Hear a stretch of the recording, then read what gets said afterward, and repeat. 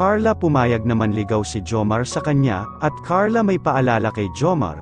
Ano kaya ito mga kalingap?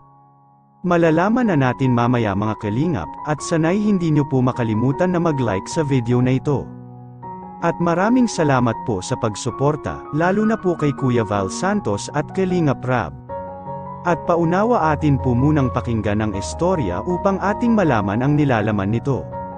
Ang tambalan ng Jom Carl ay napakarami talaga ang napapasaya at napapakilig.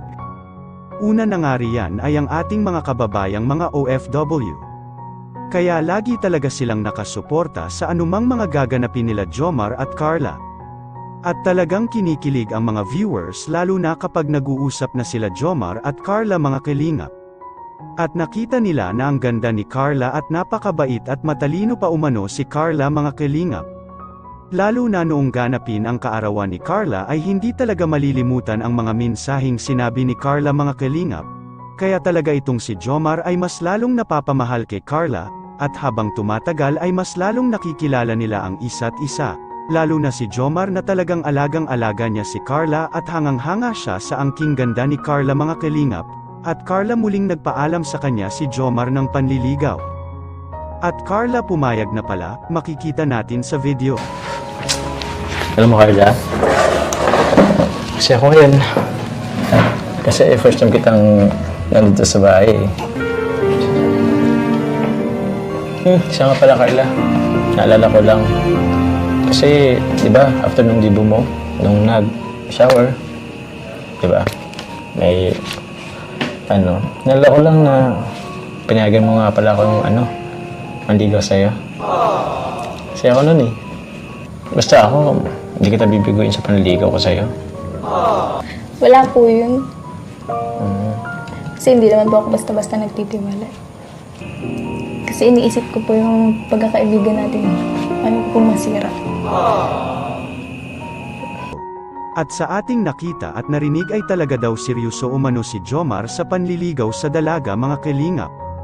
Ngunit may sinabi si Carla kay Jomar na hindi daw siya basta-basta nagtitiwala sa tao. Gayunpaman ay hindi naman ito minasama ni Jomar nang marinig ito mga kalingap. At kung talagang totoo ang nararamdaman ni Jomar ay dapat siguro matanggap din niya ang mga sinabi ni Carla. At sa nakita natin kay Jomar ay tanggap naman po niya ang mga sinabi ni Carla sa kanya, dahil kumbaga naging totoo lang po talaga si Carla sa kanyang mga sinasabi, at nag-alala pa nga si Carla na baka masira lang ang pagkakaibigan nila Jomar, dahil umano hindi natin alam ang mangyayari sa hinaharap, at kung ating iisipin ay mayroon ibig sabihin talaga ng sinabi ni Carla mga kalingap. Ano kaya ang ibig sabihin ni Carla nang sabihin kay Jomar na baka daw masira ang kanilang pagkakaibigan? At talagang pinagpauna na ni Carla siguro ang kanyang sinabi mga kalingap. Dahil alam naman din natin na may mga bagay pa na kailangan unahin si Carla. At lalo na nga ang kanyang pag-aaral na isa ito sa kanyang prioridad sa buhay, at tama naman po talaga na mag-aral ng mabuti si Carla, kita naman natin na mahirap sila sa buhay.